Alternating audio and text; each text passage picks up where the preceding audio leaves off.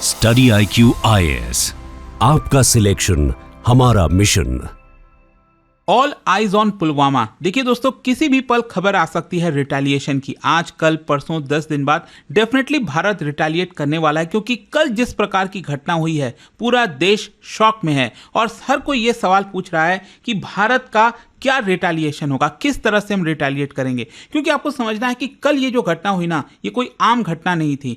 यहां पर जिस तरह से अनआर्म्ड टूरिस्ट के ऊपर अटैक किया गया है, ये सिर्फ और सिर्फ पाकिस्तान और आतंकियों की जो छटपटाहट है उसको दर्शाता है। मतलब अभी तक जो भी ये साजिश करते आ रहे थे वो नाकाम हो रही थी। और वही होता है ना कि हमारी जो सिक्योरिटी एजेंसीज हैं, पिछले 200-300 भले कितने भी उन्होंने घटना को रोकने की कोशिश की होगी, रोका होगा, लेकिन एक यहाँ पर कोई चूक हो जाती है तो पूरा का पूरा जो हमने अभी तक बिल्डअप किया है उसको एक बड़ा झटका लगता है। तो यहाँ पर थोड़ा सा समझने की कोशिश करनी होगी कि एग्जैक्टली हुआ क्या, क्योंकि ये जो अटैक हुआ ना पहलगाम में, जम्मू कश्मीर के अंदर, इससे पूरा देश शॉक में है और हर तरफ से अलग अलग देशों से आपको कंडेमनेशन देखने को मिलेगा। देखिए, सबसे पहले तो मैं आपको एक बार फिर से बता दूं यहाँ पर कि जो घटना हुई है अनंतनाग डिस्ट्रिक्ट में, जो पहलगाम है, बहुत ही पॉपुलर टूरिस्ट स्पॉट है। श्रीनगर के ईस्टर्न साइड में आप देखोगे तो यहाँ पर आपको देखने को मिलेगा, और गुलमर्ग जो है वो वेस्टर्न साइड में है श्रीनगर से। तो पहलगाम में यहाँ पर एक बहुत ही ब्यूटीफुल वैली है, घाटी है बैसरन।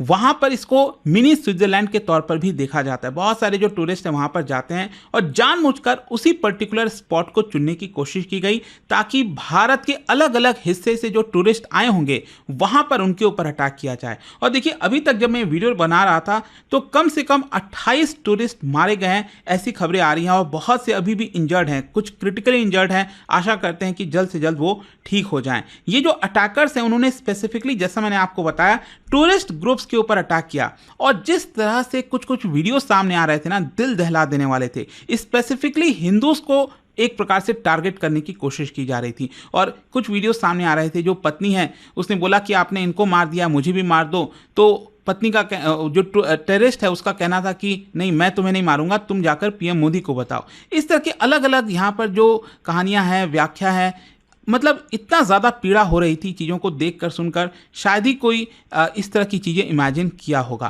खैर, क्वेश्चन यहाँ पर यह भी आता है कि आखिरकार इसके पीछे कौन है। देखिए, कल भी मैंने वीडियो बनाया था और आपको बताया था कि इसके पीछे जो लश्कर-ए-तैयबा का प्रॉक्सी ग्रुप है, द रेसिस्टेंस फ्रंट TRF, वो है इसके पीछे। उन्होंने इस चीज को एक्सेप्ट किया। देखो, इसको थोड़ा सा आपको समझना भी पड़ेगा कि इसका ओरिजिन कब हुआ था।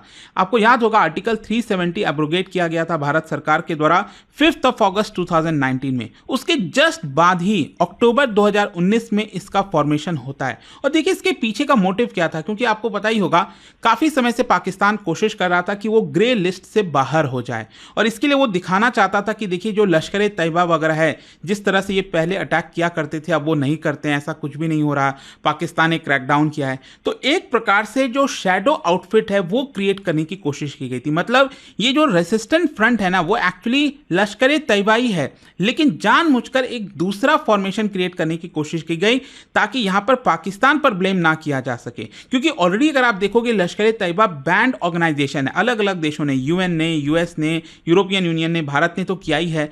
तो यहां पर क्या है ना, जो TRF है, it is known for carrying out attacks while providing local cover to Pakistan role. Pakistan को बचा कर रखने की कोशिश करता है, और दैट इज वाई ये जो द रेसिस्टेंस फ्रंट है वो बनाया गया और इन्होंने ये अटैक किया है। और इनका मोटिव क्या है? मोटिव यही है कि इनका ये कहना है कि 2019 में जो 370 हटाया गया, एब्रोगेट किया गया, उसकी वजह से जम्मू कश्मीर में डेमोग्राफिक चेंजेस करने की कोशिश की जा रही है, 85,000 आउटसाइडर्स को लाया जा रहा है, इन्वेस्टमेंट किया जा रहा है। हम नहीं चाहते कि ये होने दिया जाए। तो इनका ये साफ साफ कहना है कि ये सारी चीज़ें नहीं होनी चाहिए। खैर, इसका ब्रॉडर स्ट्रैटेजी क्या हो सकता है टेरर ग्रुप्स का? देखो, एक प्रकार से ये एक तो इंटरनेशनल अटेंशन चाहते हैं, क्योंकि जब से आर्टिकल 370 हटा है, आपने देखा ही होगा, पहले जिस तरह से बात हुआ करती थी कश्मीर को लेकर, वो काफ़ी हद तक ख़त्म हो गया था। मतलब भारत भी उतना ध्यान नहीं देता था। मेरा कहने का मतलब है कि यूनाइटेड नेशंस में अगर आप देखोगे तो पाकिस्तान बोलता रहता था कश्मीर कश्मीर, लेकिन किसी को कोई फ़र्क भी नहीं पड़ रहा था। भारत ने भी जवाब देना एक प्रकार से छोड़ ही दिया था।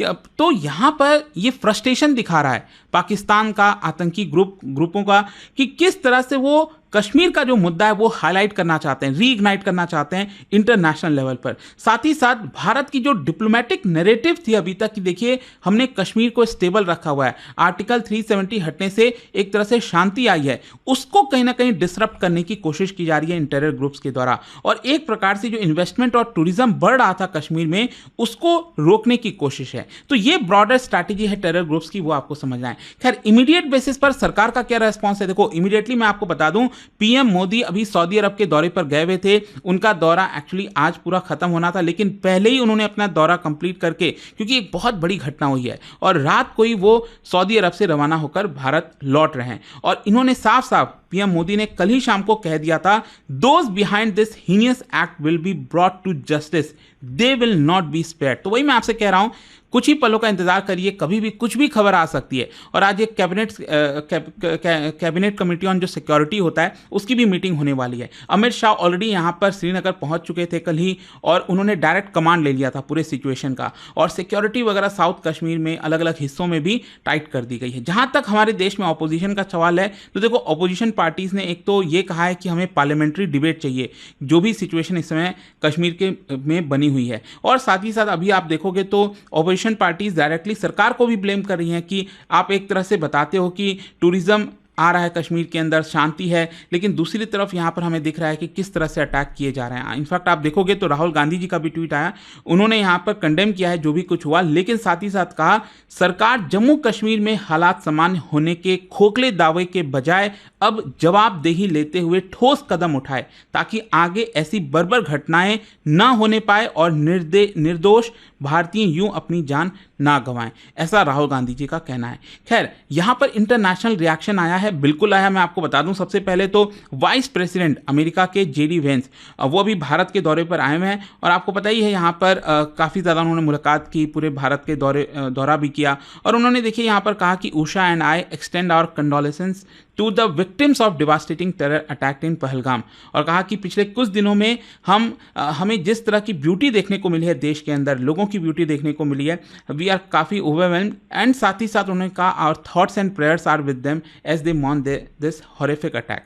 खैर इसके अलावा डोनाल्ड ट्रंप ने भी सोशल मीडिया प्लेटफॉर्म पर स्ट्रॉन्ग स्टेटमेंट जारी किया है और कहा है कि हमें टेररिज्म के खिलाफ ग्लोबल यूनिटी बनानी चाहिए, और साथ ही साथ भारत को भी सपोर्ट करने की बात कही है। जाहिर सी बात है, हो सकता है कि बहुत जल्द जो है Donald Trump directly PM Modi से भी उस मुद्दे पर बात करें। फिर इसके अलावा बाकी जगहों से भी आप देखोगे, EU, European union, France, Japan, Israel, सभी ने सॉलिडारिटी दिखाई है भारत की तरफ। और यहाँ पर कुछ देशों ने तो अर्ज भी किया है कि पाकिस्तान को जो इंफ्रास्ट्रक्चर है टेरर का उसको डिसमेंटल करने की कोशिश करनी चाहिए। खैर अगर मैं कश्मीर के अंदर इस समय सेंटिमेंट की बात करूं तो देखो अभी कश्मीर में भी जितने भी लोग हैं वो काफ़ी ज़्यादा परेशान है, दुखी है। जिस तरह से ये घटना हुई है काफ़ी लोग शॉक में हैं। सिविल सोसाइटी, रिलीजियस स्कॉलर्स सभी ने कंडेम किया। इनफैक्ट श्रीनगर में तो मैं आपको बता दूं यहाँ पर मार्च भी निकाला गया है वहाँ के यूथ के द्वारा कि इस तरह के जो घटनाएं हैं हम उसके खिलाफ हैं, और साथ ही साथ सरकार की भी जवाबदेही बनती है कि वो क्यों इस अटैक को रोकने में नाकामयाब रही। तो ये सारी चीज़ें आपको देखने को मिलेगी। लेकिन क्वेश्चन असली यही आता है यहाँ पर, जो लोग जानना चाहते हैं कि आखिरकार भारत का क्या रिस्पॉन्स हो सकता है, रिटेलिएशन कैसे कर सकता है भारत। देखो एक तो जाहिर सी बात है सर्जिकल स्ट्राइक, जो कि मोस्ट लाइकली लग रहा है अभी तक जिस तरह का भारत का ट्रैक रिकॉर्ड रहा है, क्योंकि 2016 उरी, 2019 पुलवामा, और उसमें जिस तरह के हमने स्ट्रैटेजी अपनाई थी, सर्जिकल स्ट्राइक किया था और अलग अलग प्रकार से किया था। उरी में जब हुआ था घटना तो हम लैंड के थ्रू गए थे, जब पुलवामा वाला घटना हुआ था तो उसमें एयर स्ट्राइक किया गया था, और एयर स्ट्राइक में तो हम डायरेक्टली पीओके के अंदर चले गए थे और वहां से पाकिस्तान के अंदर हमने हमला किया था। तो कुछ उस प्रकार का भी बड़ा हमला हो सकता है। क्रॉस बॉर्डर जो कोवर्ट ऑपरेशंस हैं, जो रेसिस्टेंस फ्रंट हो गई, लश्कर-ए-तैयबा हो गया, उनके जितने भी लॉन्च पैड्स वगैरह हैं उसको डिसमेंटल कर सकती है सरकार। देखना होगा किस तरह का कदम लिया जाता है, या फिर कोई अलग इनोवेटिव और अनोखा तरीका अपनाया जाता है सरकार के द्वारा। ये तो अल्टीमेटली जो है सरकार तय करेगी, आपस में मीटिंग्स वगैरह होंगी, जो भी कुछ होने वाला है एक तो, लेकिन डेफिनेटली कुछ इस प्रकार की चीज़ें हो सकती हैं। फिर दूसरा है यहाँ पर कश्मीर के अंदर काउंटर टेरर ऑपरेशंस। देखिए सीआरपीएफ, इंडियन आर्मी का डिप्लॉयमेंट साउथ कश्मीर में आपको बढ़ता हुआ देखने को मिलेगा, और स्पेशली यहाँ पर जो सर्च ऑपरेशंस वगैरह होता है कुछ इलाकों में, अनंतनाग, पुलवामा, शोपियान, तो वहाँ पर भी आपको बड़े स्तर पर देखने देखने को मिल सकता है। फिर तीसरा है इंटेलिजेंस क्रैकडाउन। देखिए क्या है ना कि जो स्लीपर सेल्स वगैरह मौजूद हैं भारत के अंदर, स्पेशली कश्मीर वगैरह में कहीं मौजूद हो, तो उसको इंटेंसिफाई करके यहाँ पर पहचाना जाए, डिजिटल मॉनिटरिंग की जाए, सर्वेलेंस किया जाए। न्यू एज जो आजकल AI सपोर्टेड फेशियल रिकॉग्निशन आता है ड्रोन के माध्यम से, ये सारी चीज़ें भी डिप्लॉय की जा सकती हैं। तो इसके माध्यम से एक बड़ा क्रैकडाउन किया जा सकता है इंटेलिजेंस पर। फिर यहाँ पर लास्ट में है डिप्लोमेटिक प्रेशर ऑन पाकिस्तान, मतलब कि भारत पुश करेगा डेफिनेटली कि पाकिस्तान को वापस से जो FATF की ग्रे लिस्ट है उसमें डाला जाए, क्योंकि पाकिस्तान अभी भी नहीं सुधर रहा है। यहाँ पर जो टेररिज्म है उसका सहारा ले रहा है। और देखिए यहाँ पर कई लोग ये भी सोच सकते हैं कि यार अभी पाकिस्तान इस तरह की क्यों अटैक कराएगा। लेट मी टेल यू, इस समय जो हालात है ना पाकिस्तान में, अक्सर ये देखने को मिला है कि जब भी पाकिस्तान की सरकार, आर्मी परेशान रहती है, लोगों का गुस्सा रहता है, लोग भड़कते हैं, जिस तरह के इकोनॉमिक हालात हैं, तो कहीं ना कहीं उस चीज़ को डाइवर्ट करने के लिए इस तरह के अक्सर कदम लिए जाते हैं पाकिस्तान के द्वारा। तो मे भी हो सकता है कि कुछ इस तरह की चीज़ें की गई हों, और डेफिनेटली जिस तरह के अभी तक सबूत सामने आ रहा है उसमें डायरेक्टली पाकिस्तान का इन्वॉल्वमेंट लग रहा है। फिर इसके अलावा भारत भी कहीं ना कहीं ये सारा जो सबूत वगैरह लेकर United Nations, G20, Shanghai cooperation organisation, कई जगह जा सकता है और यहाँ पर अपनी बातें रख सकता है। खैर, क्वेश्चन यहाँ पर यह भी है कि इसका रीजनल इंप्लीकेशन क्या होगा। देखो, सबसे पहले तो बात यह है कि पाकिस्तान के साथ टेंशन अब यहाँ से और ज़्यादा बढ़ने वाली है। LOC पर आप देखोगे, आई एम श्योर कि यहाँ पर पाकिस्तान की तरफ से जो फायरिंग है उसकी कोशिश की जाएगी। अभी रिसेंटली भी इन्होंने कोशिश किया था और आतंकियों को घुसाने की कोशिश की थी भारत के अंदर, उसमें वो नाकामयाब रहे थे। लेकिन डेफिनेटली हो सकता है कि इस तरह की चीज़ें फिर से पाकिस्तान यहाँ पर करे। और जो पाकिस्तानी डिप्लोमेटिक चैनल्स हैं उन्होंने अभी के लिए तो डिनाई किया है अपना इन्वॉल्वमेंट, लेकिन ऑलरेडी भारत ने जो पाकिस्तान के ऑफिशियल हैं न्यू दिल्ली में, एम्बेसी में, उनको यहाँ पर समन कर दिया, बुलाया है। और इसके अलावा कश्मीर के अंदर टूरिज्म, देखो शॉर्ट टर्म में तो डेफिनेटली एक बड़ा झटका लगने वाला है। जिस तरह से टूरिज्म का बूम हो रहा था, शायद शॉर्ट टर्म में कहीं ना कहीं लोग भी थोड़ा परेशान होंगे, जिनकी ऑलरेडी प्लानिंग्स होगी अगले 1-2 हफ्ते में, महीने भर में जाने की, वो फिर से कहीं ना कहीं एक बार सोचेंगे। लेकिन हो सकता है सरकार एक अगेन फिर से हाई प्रोफाइल कैंपेन लॉन्च करे, लोगों को भरोसा दिलाए कि देखिए it was an isolated incident, Bharat सतर्क है, भारत की सरकार, आर्मी, सब लोग सतर्क हैं, यहाँ पर इस तरह के इंसिडेंट्स दोबारा नहीं होंगे। तो ओवरऑल कंक्लूजन ये निकलता है कि देखो भारत का जो रिस्पॉन्स होने वाला है ना,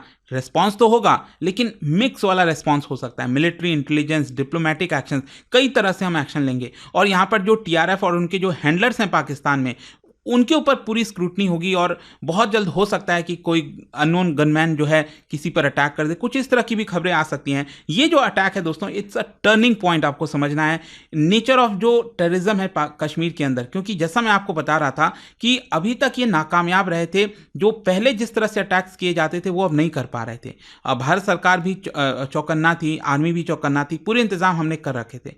लेकिन इस तरह से अनमैन्ड टूरिस्ट के ऊपर अटैक किया जाएगा, ये शायद नहीं सोचा गया। और मे भी हो सकता है यहाँ पर स्ट्रैटेजी चेंज होगी, देखा जाएगा, टूरिस्ट को और सुरक्षा प्रोवाइड करने की कोशिश की जाएगी। देखते हैं आगे क्या होता है यहाँ पर। बट आई होप कि अगेन आपको इस वीडियो के माध्यम से हर एक जो पर्सपेक्टिव है वो समझ में आया होगा।